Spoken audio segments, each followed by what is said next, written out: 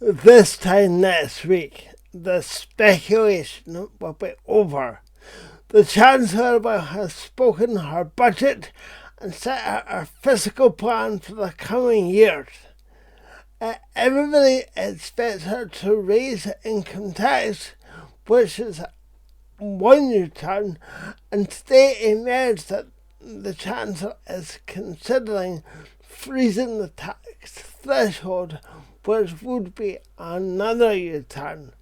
So, lots to talk about at the moment, and joining me on today's show is Euan Stainbank MP. Euan is MP for Falkirk, which has been in the news over the last couple of years because Ineos were in charge of the refinery at Grangemouth and they've closed down, and the government have had to step in to bail out many hundreds of jobs. And today emerged that a similar situation is happening up in Fife at the most modern plant, where Exxon have announced that they intend to close the plant. So, with lots to talk about, lots to get through, very warm welcome to People in Politics.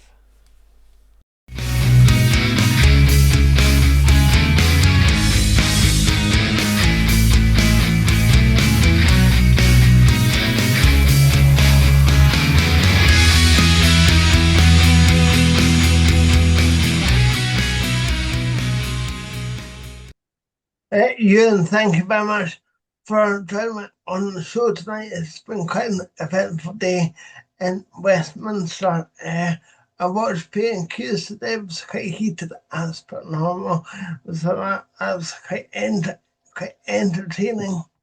But the thing, I suppose I wanted to start up in Fife because there's 400 job losses coming up at most modern and Fife. And I wonder if that situation was comparable with the situation with the job loss at Grangemouth, and what the story of that is. Certainly. I would say that whilst I wasn't in Westminster yesterday for my Fife colleagues, but more importantly for the 400 families at Mossmoran and workers and their families at Mossmoran, it must be very similar to November 2023 when Petroenios announced that they were closing the Grangemouth refinery. And I remember that because I was sitting in the Falkirk Council chamber in my previous hat, and it was an example of a multinational company deciding to devastate a community with very little warning. And clearly the situation at Mossmoran looks pretty clear. It's a £25 billion profit reporting company last year that hasn't managed to turn a profit on the site of Mossmoran for nearly half a decade now, deciding to turn around and blame UK government policy. We're getting into quite a farcical situation, I'd actually say, in Westminster, where the opposition parties start reading out the press releases from the people who are causing so many job losses and so much devastation in our community. To be honest, as a substitute for any reasoned opposition. The government's spent, I believe, the last few months trying to engage on a reasoned solution, and ExxonMobil's just seemingly perception of a reasonable solution is to start locking people out in the middle of the day from their site. So, certainly a devastating situation for the communities in Fife, but it reminds me very much of that situation 2 years ago when Petroenios announced something similar. I'm right in saying that both the Ineos 2 years ago and Exxon right now are more or less blaming the government's environmental policy, which said that the sites are no longer sustainable because a few months ago Exxon were fined to like £175,000 for the emissions. So is the government's environmental policy having a direct effect on the local economy? won't speak to Mossmoran in too many specifics, but the fundamentals that I've managed to see is that that is a company making record profits, 25 billion a year, that hasn't managed to turn a profit on one site for 5 years. Now, I think they probably have to look at their strategy in terms of why they weren't able to turn a profit in 5 years, but it's clear that that has been a long-term issue at Mossmoran. If we turn to Grangemouth, for example, the reason they decided to go to closure in November 2023, and it was said by Petro Eneos, Ian Hardy, when he came before the Scottish Affairs Committee this year, they provided information to governments at a relatively early stage. Look, I think it was 2020 or 2021, and neither the UK government at that time, which was Conservative, nor the Scottish government in Holyrood under the SNP decided to make a decision. It's clear that we do need to have a conversation about how we execute a just transition. I think the missing part at the moment is what role should the government take in terms of taking a stake within these sites so that we don't leave it exclusively to the hands of private capital. That's why for the Grangemouth situation, which affected quite a lot of my constituency, even though it isn't within my constituency boundary, I took a central role in fighting for the 200 million investment from the National Wealth Fund so that we could have government with skin in the game to what comes next at Grangemouth. What I think would be the right solution there would be a clean energy industry, but something similar to the skills profile. I think there is a rightful question being raised, I would say, by industry when they are reasoned, which it doesn't look like they have been at Mossmoran, but I'll use the example of Grangemouth. When industry are reasoned, I think there is a reasonable call for equivalent anchor industry to be brought into Grangemouth. What that would look like, I've made my opinions very clear since being elected. I do think sustainable aviation fuel is the way to go. The government are spending a lot of money and have recently passed legislation to support that burgeoning industry. We're very well placed in between Edinburgh and Glasgow airports, as well as Prestwick, where there is going to be a need for domestic SAF production. So what I think this shows is that when we're developing and making policy and we're trying to actually achieve the clean energy mission which the government have set out, which is massively critical to my generation in terms of our climate obligations, but is also going to be critical in terms of what jobs are going to be there in 40, 50, 60 years for my constituents. We need to have more of a strategic approach, and I think there will be a government stake that needs to be taken in there. But we weren't talking about that under the previous government. We are talking about it now with the National Wealth Fund and GB Energy and everything that's been mobilised off the last budget. But if the Exxons and the NS of this world thought that they could continue to make a profit, and they thought that they could continue to make a profit under the green energy, they wouldn't be packing up and going elsewhere. They'd be staying put today, investing in the local economy, and then providing the jobs. But they're clearly not doing that, and it's more interesting that they think there's no profit to be made, but the government thinks it does. It seems to be only the government that's talking about these clean energy jobs, which the big companies obviously don't think are there. Well, whilst I couldn't speak for ExxonMobil or Petro Eneos in the same way that I would say some Conservative and SNP colleagues might claim, they could speak for those companies. I wouldn't believe that they think themselves so callous to say the second that they see their profit line dipping for 1 minute or 1 hour into the red, they are going to pack up shop. Petro Eneos and ExxonMobil have had sustainability issues there for a substantial period of time. I would also say that they probably not like to present themselves as so potentially out of step with modern developments in clean energy that they couldn't adapt into those industries. I mean, I'm very well aware that Eneos still has a substantial footprint, including ethylene production down at Grangemouth, so that they still see these sites as potentially viable for the world in certain sectors.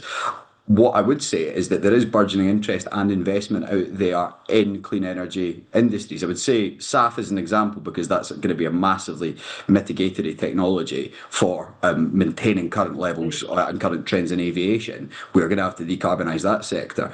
But when we're also looking at the options in Project Willow, which the government commissioned within hours of coming into office back in July for the industrial future of Grangemouth. There is investment interest that has only came to the table because of state intervention. So the government does need to take it very seriously of whether they should have a stake in future projects that are developing around Scotland. They should do that at Grangemouth with the 200 million that they've very welcomingly committed to since February. But it is clear that when it comes to clean energy, there is going to have to be a transition. There was not preparatory work done. There was not financial resources, state intervention, or an industrial strategy in place. There will be benefits of that if I think we take a concerted and bolder approach, or as I said in the House of Commons yesterday to energy ministers, if we can get a clear direction on where we're going in Grangemouth before Christmas.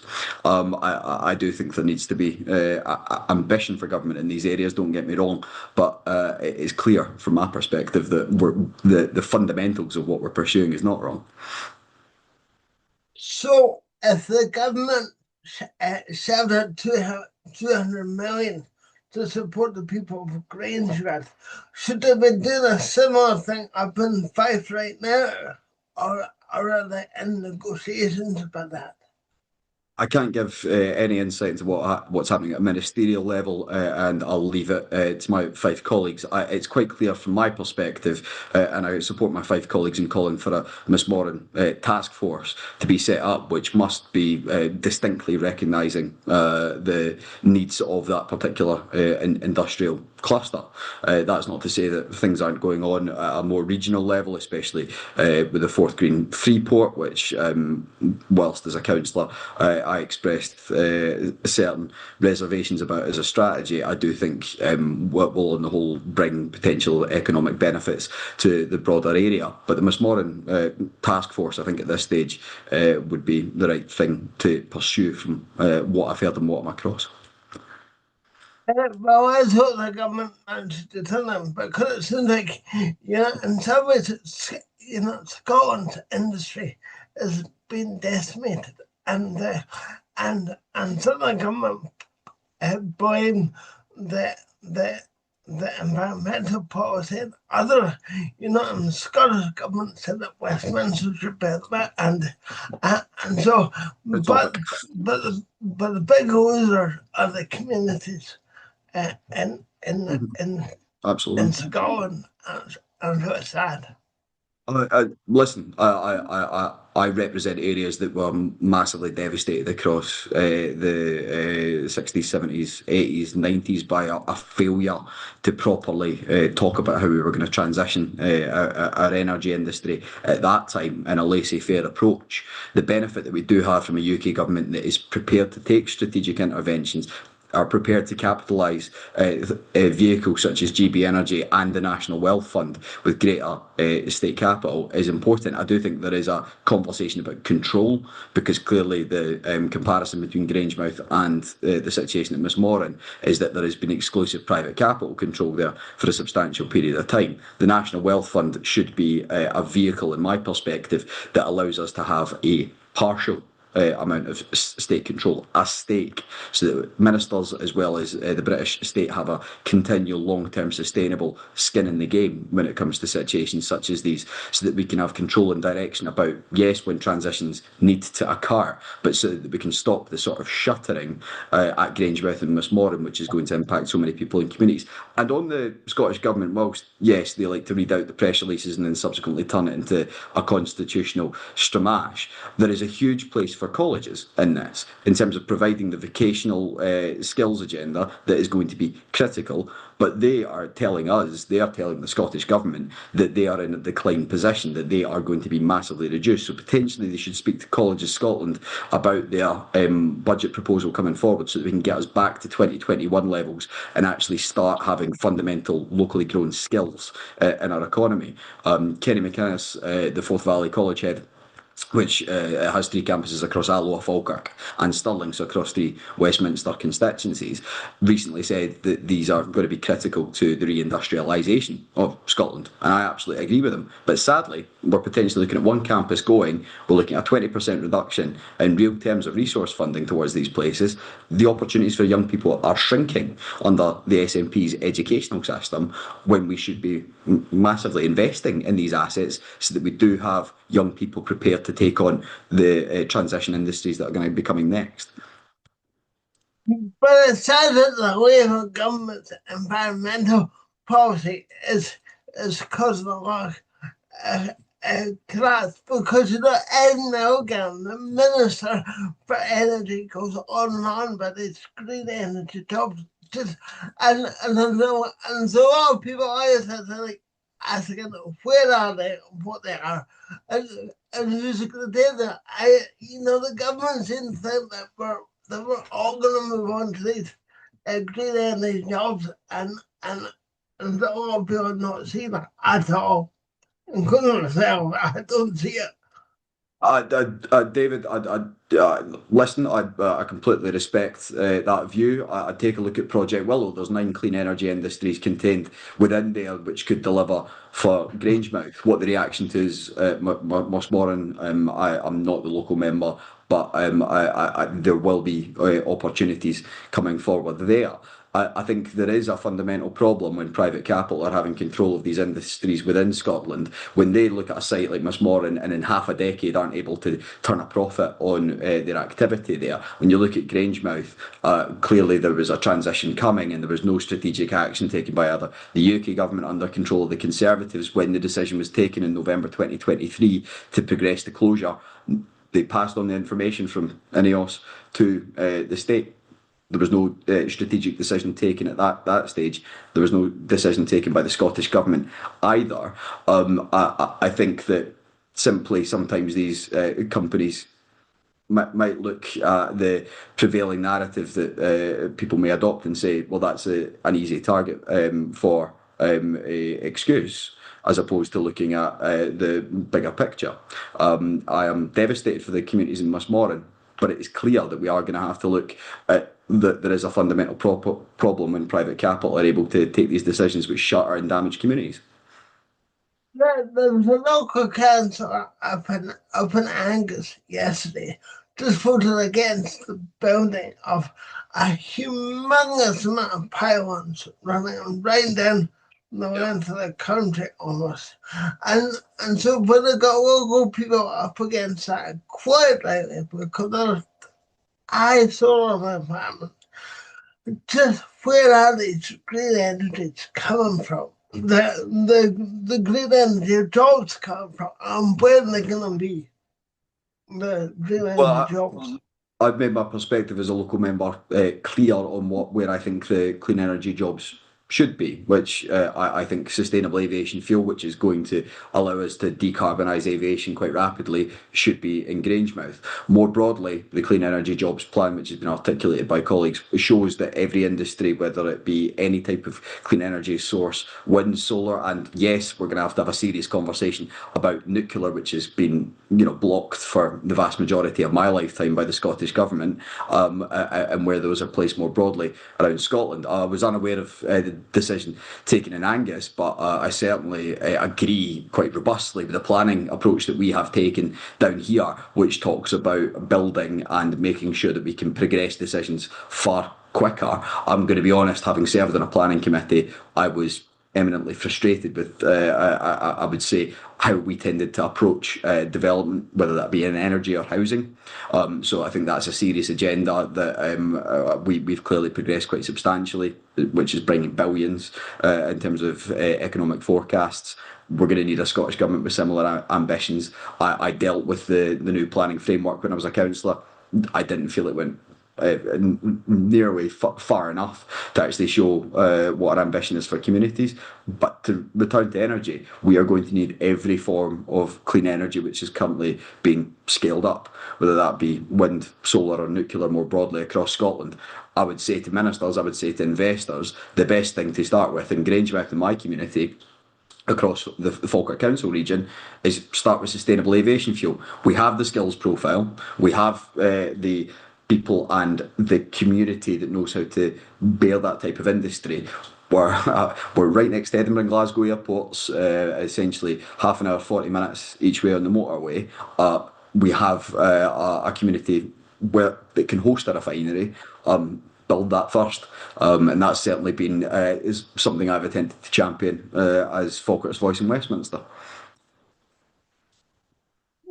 Okay, what's that? I wanted to move on because a week from now, we'll be ruminating over the budget, and and by the end of the speculation that's been going on for weeks, but all the speculation, all the word of the street is that the chances are made about to make big U-turns, about to U-turn on the rise of income tax, and to about to U-turn on the freezing the threshold. Now, I know you won't want to speculate because that's what you're saying, but Mm.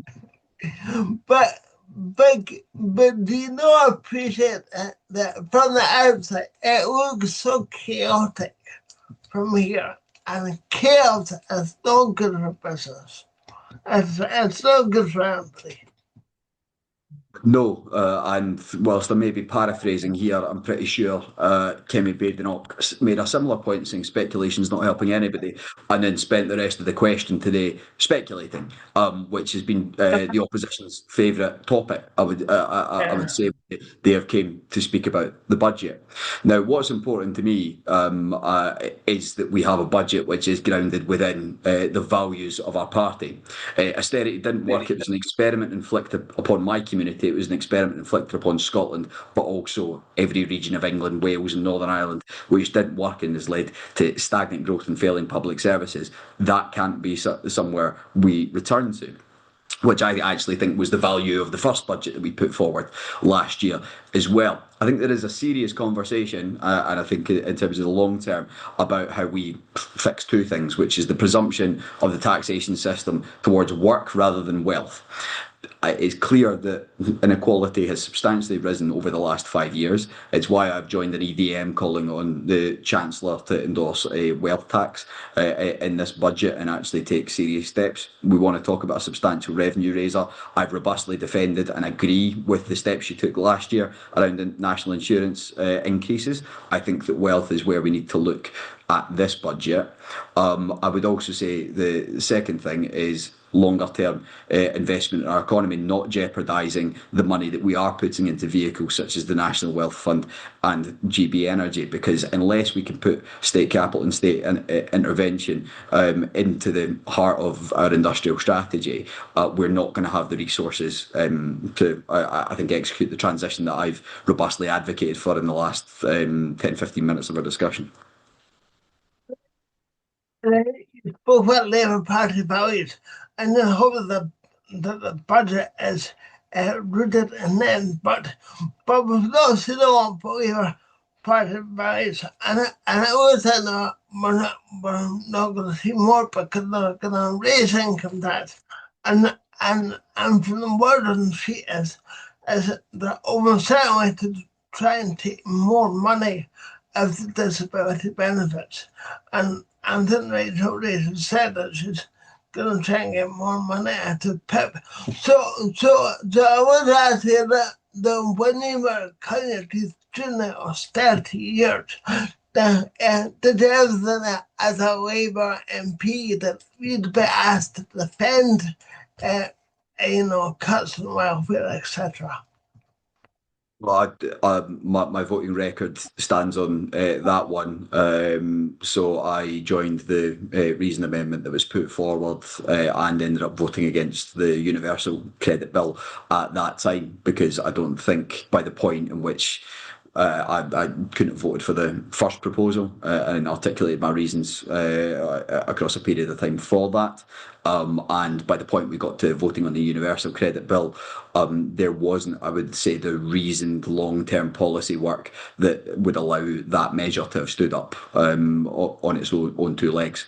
I was asking the question very much about the poverty impact assessment, with a couple of days to come before the third reading vote in committee stages.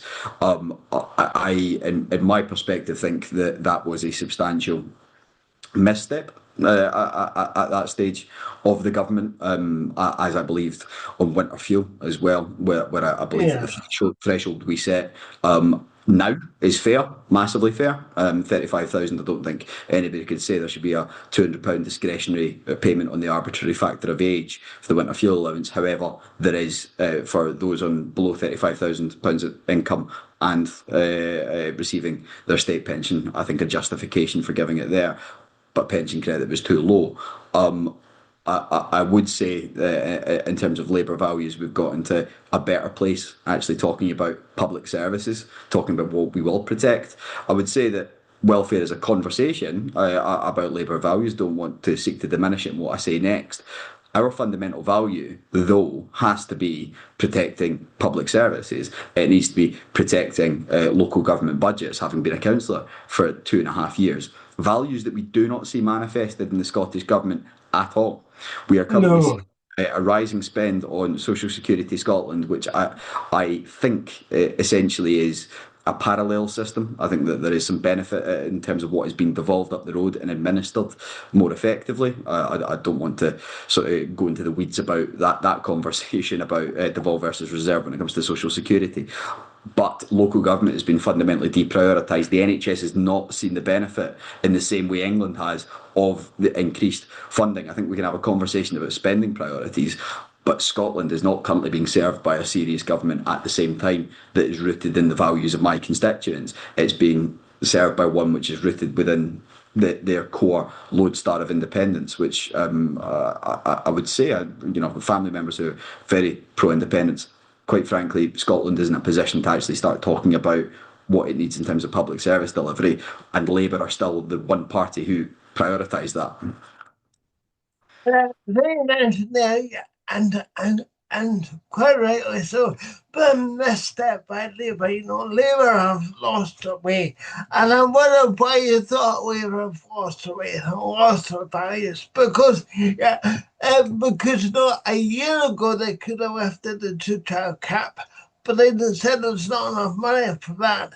And and and they said that, there's going to be a conversation about welfare. They've just spent 14 years criticising the previous government on taking money out of welfare. So you're right. Labour really lost their way, and I don't agree.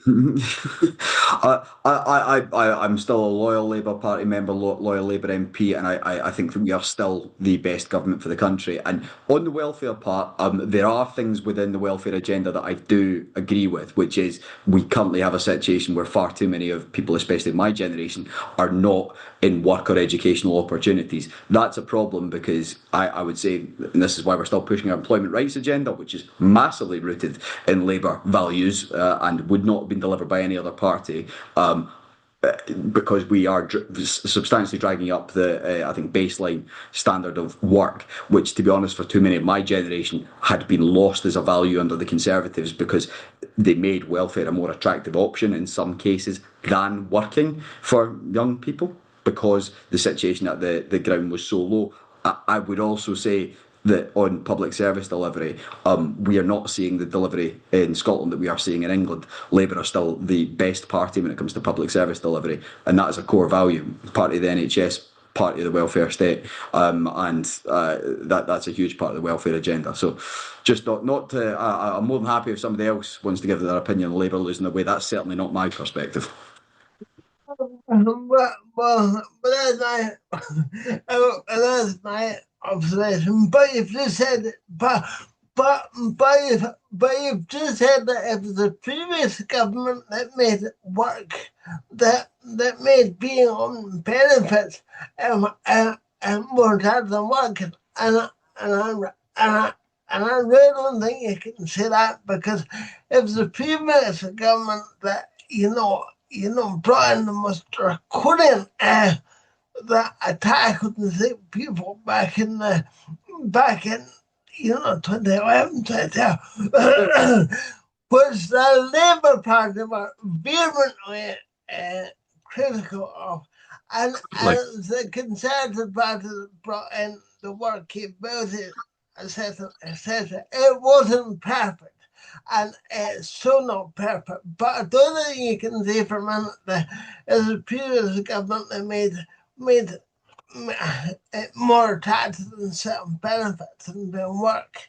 Not for just in terms of the response, especially not for the disabled community, which I actually think was the major reason why I couldn't agree to the government's approach in terms of how they took it. It didn't seem to sit coherently with me that the major reduction on the health element was going to hit people who needed it most and were least likely to be able to access work as well, or why we were talking about PIP, which wasn't a unemployment benefit. It was something to actually enable many disabled people to go to work.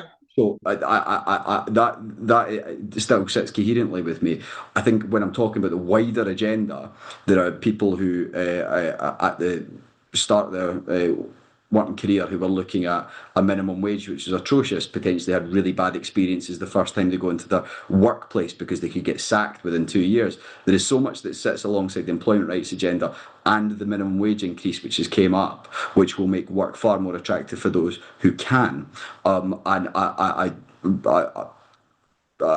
think potentially just cross wires was certainly not talking about the disabled community, who, quite frankly, I think my voting record was pretty coherent on it. It was a pretty big step for me not to vote with the government on that one.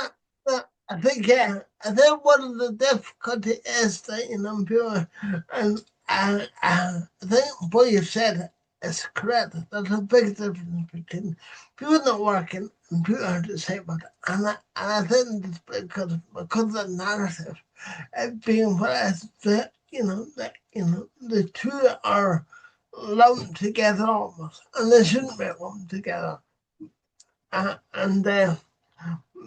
Thank you very much for your time. Thanks. Thanks, David. Cheers.